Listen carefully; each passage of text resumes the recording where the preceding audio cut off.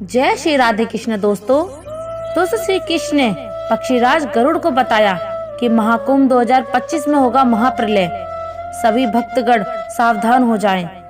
दोस्तों एक समय की बात है जब गरुड़ आकाश में अपने विशाल पंख फैलाए पृथ्वी का नजारा कर रहे थे। उनकी तेज दृष्टि हर कोने में झांक रही थी। जब उनका ध्यान प्रयागराज की ओर गया तो उन्होंने देखा कि वहां महाकुंभ का आयोजन चल रहा है और उस संगम तट पर लाखों लोग गंगा स्नान के लिए उमड़े हुए। चारों ओर गंगा, यमुना और अदृश्य सरस्वती के संगम का पवित्र माहौल था। वह दृश्य बहुत ही भव्य था, जहां पर जप तप और भक्ति की गूंज वातावरण को पवित्र बना रही थी। किंतु पक्षीराज गरुड़ की दृष्टि केवल बाहरी सौंदर्य तक ही सीमित नहीं थी।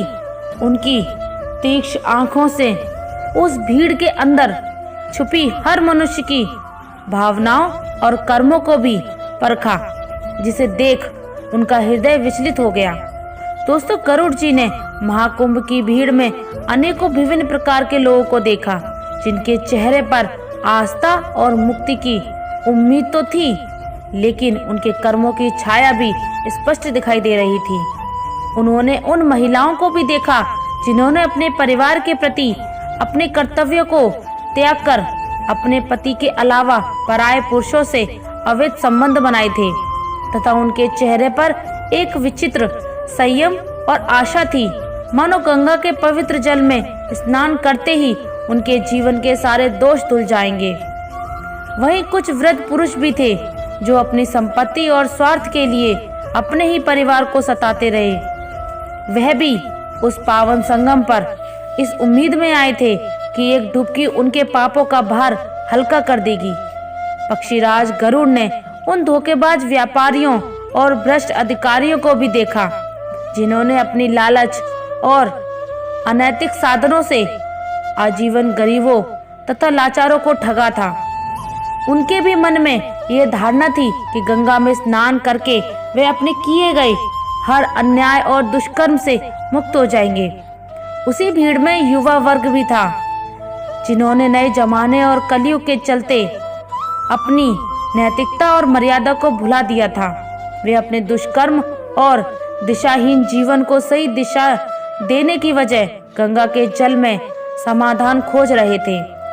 उन्होंने देखा कि कुछ लोग जो समाज में ईर्ष्या, घृणा और हिंसा को बढ़ावा देते हैं, कुछ चोरी करने के उद्देश्य से, जो कुछ व्यापार करने के उद्देश्य वे सभी उस स्थान पर पवित्रता का आभास लेकर पहुंचे थे। गरुड़ जी ने यहाँ तक भी देखा कुछ लोग जो अपने पड़ोसियों से ईर्ष्या रखते थे, दूसरों की संपत्ति और अधिकारों पर लालच से नजर गड़ाए बैठे हुए थे। वे भी उस भीड़ का हिस्सा थे। वे मानते थे कि गंगा का स्पर्श उनकी आत्मा की शुद्ध कर देगा।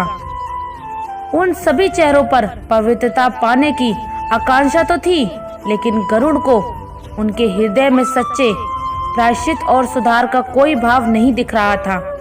यह देखकर गरुड़ देव का हृदय व्याकुल हो उठा। उन्होंने सोचा, क्या गंगा का पवित्र जल सच में इतने भारी पापों का प्रायश्चित कर सकता है? क्या इन लोगों का उद्धार केवल एक डुबकी से संभव है, जबकि उनके कर्म और मन अब भी दूषित हैं? दोस्तों पक्षीराज गरुड़ के मन में सवालों का ज्वर उठ रहा था। वह सोचने लगे कि क्या यह भक्ति और आस्था का रूप है या केवल एक बाहरी आडंबर। अब उनके भीतर यही विचित्र प्रश्न गूंजने लगे और उन्होंने उनका उत्तर जानने के लिए गोलोक जाकर भगवान श्री कृष्ण से मिलने का निश्चय किया और फिर अपने सवालों का उत्तर खोजने के लिए गरुड़ देव गोलोक में पहुंचे। जैसे ही वे भगवान श्री कृष्ण के महल के समीप पहुंचे, उन्होंने देखा कि भगवान श्री कृष्ण एक स्वर्ण से बने सिंहासन पर विराजमान थे। सिंहासन के चारों ओर मंद प्रकाश की किरणें थी, मानो वे सब उनकी दिव्यता का गुणगान कर रही थी। भगवान श्री कृष्ण का तेजस्वी स्वरूप ऐसा था कि सूर्य की चमक भी उनके आगे फीकी प्रतीत हो रही थी। उनकी मुस्कान में करुणा और ज्ञान का ऐसा संयोग था जो किसी भी हृदय को शांति से भर दे। पक्षीराज गरुड़ देव जब उनके पास पहुंचे और नम्रता से उनके चरणों में झुककर प्रणाम किया, श्री कृष्ण ने गरुड़ को अपनी ओर आता देखा और मुस्कुराते हुए कहा, आइए गरुड़ देव, आपका स्वागत है। आज आप अचानक इतनी दूर से आए हैं तो निश्चित ही कोई विशेष प्रयोजन होगा। कहिए, आपके अचानक से आने का कारण क्या है? तब पक्षीराज गरुड़ ने अपनी विनम्रता प्रकट करते हुए हाथ जोड़े और कहा, हे प्रभु, मैं आपकी शरण में एक गहन जिज्ञासा लेकर आया हूँ। आज मैंने पृथ्वी पर महाकुंभ का भव्य आयोजन देखा। लाखों लोग गंगा में स्नान करके एकत्र हुए हैं, परंतु उसमें से कई अपने कर्मों से दुष्ट और पापी हैं। मैंने उन लोगों को देखा है जो अपने पापों को छिपाने के लिए पवित्रता का आडंबर कर रहे हैं। और आगे गरुड़ जी बोले, हे भगवान, आज मैंने एक विचित्र दृश्य पृथ्वी पर देखा है। मैंने देखा कि कुछ महिलाएं जिन्होंने अपने परिवार का त्याग कर अवैध संबंध बनाए, जो अब त्रिवेणी संगम में गंगा स्नान कर अपने दोष मिटाना चाहती हैं। कुछ वृद्ध पुरुष जिन्होंने अपनी संपत्ति और स्वार्थ के लिए अपनों को सताया, वहां मुक्ति की आशा लिए खड़े हैं। कुछ व्यापारी जिन्होंने धोखे और भ्रष्टाचार से अपना धन बढ़ाया, अपने पाप संगम में बहा देना चाहते थे। जहां तक कि ऐसे युवा भी थे जिन्होंने नैतिकता को त्याग दिया, स्नान के बाद पवित्र होने की उम्मीद करते हैं। हे प्रभु, क्या ये वास्तव में संभव है?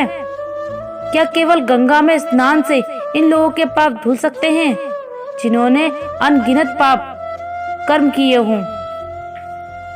तब मंद मुस्कान के साथ भगवान से कृष्ण ने कहा, हे विनीता पुत्र खड़ेंद्र, आपके ये सारे प्रश्न अत्यंत गहरे और महत्वपूर्ण हैं। मैं आपको इन सभी के उत्तर दूंगा, लेकिन केवल शब्दों से नहीं। तो मैं आपको एक कथा सुनाऊंगा जिसमें पाप, प्रायश्चित और मुक्ति का वास्तविक अर्थ छुपा है। इस कथा को ध्यान पूर्वक सुनो, क्योंकि इसमें आपके सभी सवालों के उत्तर मिल जाएंगे, जिससे समस्त मानव जाति का कल्याण होगा। जब गरुड़ जी ने कहा, हे मधुसूदन, आपकी वाणी मेरे लिए पवित्र मार्गदर्शन है। कृपया मुझे ये कथा अवश्य सुनाइए। मैं इसे पूरे ध्यान से सुनने के और समझने के लिए तत्पर हूँ। तब आगे भगवान से कृष्ण ने कहा, हे पक्षीराज, आप ध्यान रखना कि ये कथा केवल सुनने के लिए नहीं है। इसे अंत तक समझना और आत्मसात करना भी अनिवार्य है। जो इस कथा को अधूरी छोड़ देता है, उसका पाप कभी नहीं मिट सकता। यह उसी प्रकार का है जैसे नदी के किनारे पहुंचकर उसे पार किए बिना लौट आना। जो इसे अंत तक सुनता है, वह सच्चे महाकुंभ स्नान का फल प्राप्त करता है। अब प्रेम पूर्वक गरुड़ जी ने कहा, हे गोविंदा, मैं आपको वचन देता हूँ कि इस कथा को अंत तक सुनूंगा और इसे अपने जीवन में उतारूंगा। और मैं यह संदेश भी दूंगा कि जो मनुष्य इसे अंत तक सुनते हैं, वे ही सच्चे प्रायश्चित और उद्धार का मार्ग पाते हैं। आपकी वाणी मेरे लिए अमृत के समान है और मैं इसे पूरी निष्ठा से ग्रहण करूंगा। तब श्री कृष्ण कहते हैं, हे पक्षीराज, एक समय की बात है। तब गंगा के तट के समीप एक प्राचीन गांव था जिसका नाम काशीपुर था। इस गांव में एक ब्राह्मण सत्य प्रकाश अपनी पत्नी संध्या के साथ रहता था। वह दोनों ही सरल और धर्म परायण जीवन जीते थे।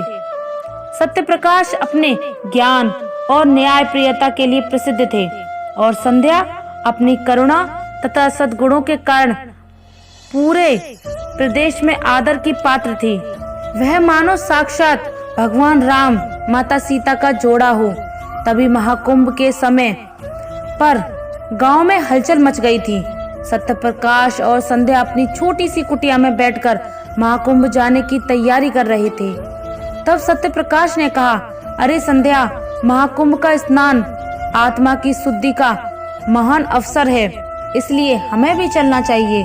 संध्या ने मुस्कुराते हुए कहा, अजी आप ये सत्य कहते हैं, लेकिन मैं देख रही हूँ कि गांव में कई लोग ऐसे भी हैं जो केवल अपने पाप छुपाने के लिए जा रहे हैं। क्या गंगा सच में उनके पापों को शुद्ध कर पाएगी? तब सत्यप्रकाश ने गंभीर होकर कहा, अरे संध्या, गंगा स्नान तो केवल एक माध्यम है, किंतु वास्तविक शुद्धि तो मन और कर्मों की होती है। जो सच्चे हृदय से प्रायश्चित करते हैं वही इसका लाभ उठा सकते हैं। उनकी यह बातचीत चल रही थी कि तभी काशीपुर के ही एक दंपति धनराज और उनकी पत्नी रत्ना सत्यप्रकाश के घर आए। धनराज एक धनी व्यापारी था, लेकिन अपने कर्मचारियों का शोषण करने के लिए बदनाम था। रत्ना, जो अक्सर समाज की परवाह किए बिना अपने स्वार्थ में डूबी रहती थी, वह भी उनके साथ थी। तब धनराज ने हंसते हुए उपहास करते हुए कहा, पंडित जी, आप भी महाकुंभ जा रहे हैं और हम भी। मैंने तो सुना है कि गंगा में एक डुबकी लगाने से सारे पाप धुल जाते हैं। क्यों, आपके ज्ञान और शास्त्रों में तो यही लिखा है। क्यों, मैं भी सही कह रहा हूँ? उनके उपहास से भरे शब्दों को सुन सत्यप्रकाश ने शांत स्वर में उत्तर दिया, धनराज, ये सच है कि गंगा पवित्र है, लेकिन पाप केवल जल में स्नान से या डुबकी लगाने से नहीं धुलते। मन की शुद्धि और कर्मों का सुधार भी आवश्यक है। और तभी रत्ना ने व्यंग्य करते हुए कहा, तो क्या आप कह रहे हैं कि स्नान व्यर्थ है? तब संध्या ने मुस्कुराकर कहा, नहीं रत्ना, गंगा का स्नान तो एक प्रतीक है जो हमें प्रायश्चित और आत्मशुद्धि का संदेश देता है। लेकिन अगर हृदय में पाप का बोझ है और मन में कोई सुधार का भाव नहीं, तो स्नान से कुछ नहीं होगा। गांव में कई और लोग जो बैलगाड़ी में और रथों में महाकुंभ जाने की तैयारी कर रहे थे, इस संवाद को सुन रहे थे।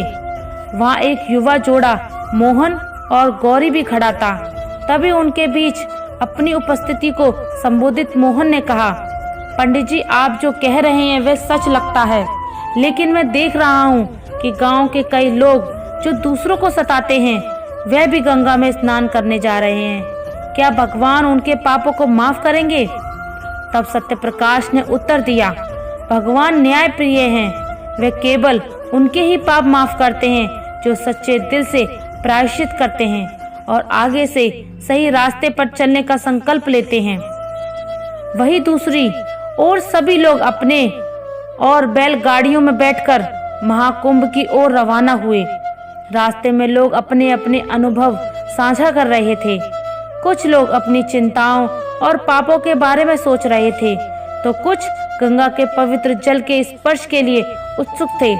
जब काशीपुर के लोग महाकुंभ में पहुंचे, तो गंगा के पवित्र संगम पर स्नान के बाद रात को तंबुओं में विश्राम करने चले गए। तभी अचानक विचित्र घटना घटती है। वहाँ आधी रात को कुछ तंबुओं में आग लग गई और देखते ही देखते उस आग ने अनेक तंबुओं को अपनी चपेट में ले लिया। अब वह आग इतनी तेज बढ़ रही थी कि चारों ओर अराजकता फैल गई। वहाँ के लोग जान बचाने के लिए इधर उधर भागने लगे।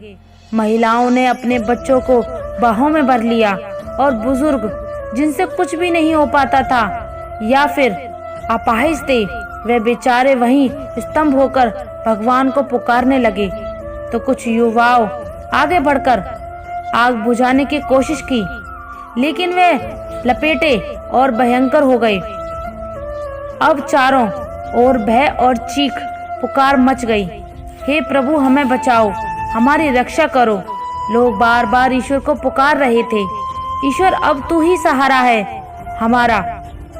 कि तभी आग और धुएं के बीच एक तेजस्वी साधु प्रकट हुए। उनके हाथ में एक पीले रंग का त्रिशूल था, मानो वह स्वर्ण से बना हो, और उनका मुख दिव्यता से चमक रहा था। उनकी उपस्थिति से जैसे समय थम गया। तब उस तेजस्वी साधु ने अपनी आंखें बंद की, ध्यान लगाया और अपने त्रिशूल को आकाश की ओर उड़ाया। कुछ मन ही मन मंत्रों का जप किया, जिससे कुछ ही क्षणों में उसकी दिव्य शक्ति ने आग को शांत कर दिया। लोग ये चमत्कार देखकर स्तंभ रह गए। भयभीत और थके हुए लोग साधु के चरणों में गिर पड़े। तो कुछ रो रहे थे, तो कुछ उनकी ओर श्रद्धा से देख रहे थे। अब व्यापारी धनराज ने कांपते हुए पूछा, महाराज जी, आपने हमारी रक्षा की है, कृपया हमें बताइए कि आपने ये कैसे किया। हम इस विपत्ति से क्यों और कैसे बचे। तब उस तेजस्वी साधु ने शांत और करुणामय स्वर में उत्तर दिया, मैं केवल एक माध्यम हूँ। तुम्हारी प्रार्थना ने मुझे यहाँ खींचा, लेकिन याद रखो, ये आग केवल तुम्हारे तंबुओं में नहीं लगी थी। ये आग तुम्हारे कर्मों की थी, जो तुम्हारे भीतर जल रही थी। तुमने अपनी प्रार्थना और श्रद्धा से इसे शांत करने का मार्ग बताया, लेकिन इसे पूरी तरह बुझाना तभी संभव है जब तुम अपने जीवन में सत्य, धर्म और प्रायश्चित का मार्ग अपनाओगे। भगवान श्री कृष्ण ने कहा, हे गरुड़।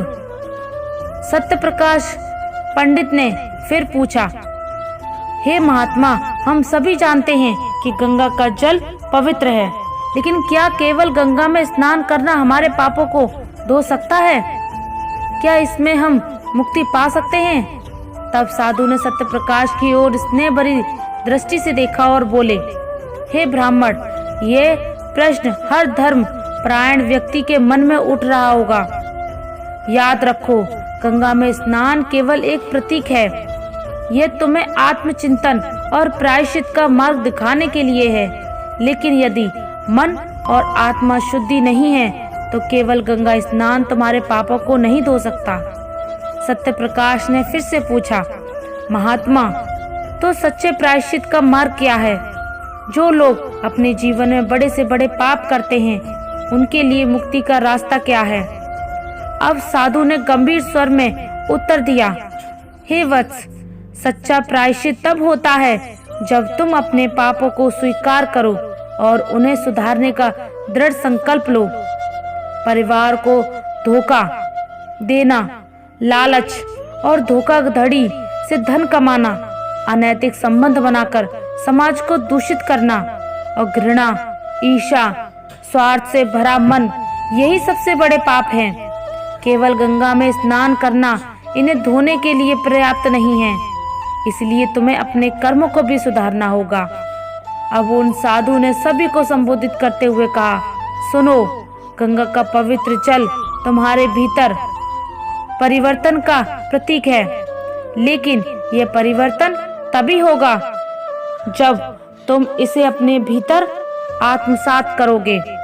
अपने पापों का स्वीकार करना पहला कदम है, लेकिन उन्हें सुधारने का संकल्प लेना ही असली प्रायश्चित है। बिना किसी स्वार्थ के दूसरों की सहायता करो, सत्य, धर्म और प्रेम का पालन करो। सच्चा पुण्य वही है जिसमें तुम्हारा हृदय शुद्ध हो और तुम्हारे कर्म निस्वार्थ। और फिर उन्होंने आगे कहा, भगवान केवल उनके पाप क्षमा करते हैं जो सच्चे मन से सुधार की राह पर चलते हैं। यदि तुम ये सोचते हो कि केवल बाहरी कर्मकांड तुम्हें पवित्र कर देंगे, तो ये तुम्हारा भ्रम है। असली पवित्रता तुम्हारे मन और आत्मा में है। सत्य बोलो, दान करो और सेवा का मार्ग अपनाओ, यही मुक्ति का मार्ग है। दोस्तों, उस तेजस्वी साधु ने सभी को शांत करते हुए और सभी को धीरज बंधाते हुए कहा, सत्य प्रकाश और काशीपुर के लोगों, याद रखो कि गंगा में स्नान तुम्हारी यात्रा की शुरुआत है, अंत नहीं। यह तुम्हें प्रेरणा देती है, लेकिन असली परिवर्तन तुम्हारे कर्मों में नहीं होगा। सत्य, सेवा और प्रेम ही तुम्हें जीवन में सही दिशा देंगे। सत्य प्रकाश ने साधु के वचनों को ध्यान पूर्वक सुना और कहा, महात्मा जी, आपकी वाणी ने हमारे जीवन का मार्गदर्शन दिया है। हम आपके उद्देश्य को आत्मसात करेंगे और अपने पापों को सुधारने का प्रयास करेंगे। तब उस तेजस्वी साधु ने सभी को आशीर्वाद दिया और वहां से चले गए। इसके बाद काशीपुर के लोग गंगा स्नान के वास्तविक महत्व को समझ सके और सच्चाई, सेवा और प्रेम के मार्ग पर चलने का संकल्प लिया। भगवान श्री कृष्ण ने कहा, हे पक्षीराज गरुड़, अब मैंने आपके सभी प्रश्नों के उत्तर दिए। तब अंत में गरुड़ देव ने कहा, हे भगवान, आपकी कथा के माध्यम से अब मुझे अपने सवालों के उत्तर मिल गए हैं। हे प्रभु, मैं समझ गया हूँ कि सच्चा प्रायश्चित केवल आत्मा की शुद्धि और निस्वार्थ कर्मों से ही संभव है। आपकी कृपा से मुझे जीवन का सच्चा मार्ग मिला है। अब मैं संतुष्ट होकर अपने धाम लौटता हूँ। अब पक्षीराज गरुड़ ने श्री कृष्ण को प्रणाम किया और आकाश की ओर उड़ चले। अब उनके मन में शांति और संतोष था और उनके निश्चय किया कि इस ज्ञान को वे संसार में फैलाएंगे। तो दोस्तों, उम्मीद है कि आपको ये कथा अवश्य पसंद आई होगी। तो वीडियो को लाइक करें और साथ ही चैनल को सब्सक्राइब करना ना भूलिए। साथ ही कमेंट में जय श्री कृष्णा अवश्य लिखें। धन्यवाद। जय श्री राधे कृष्णा।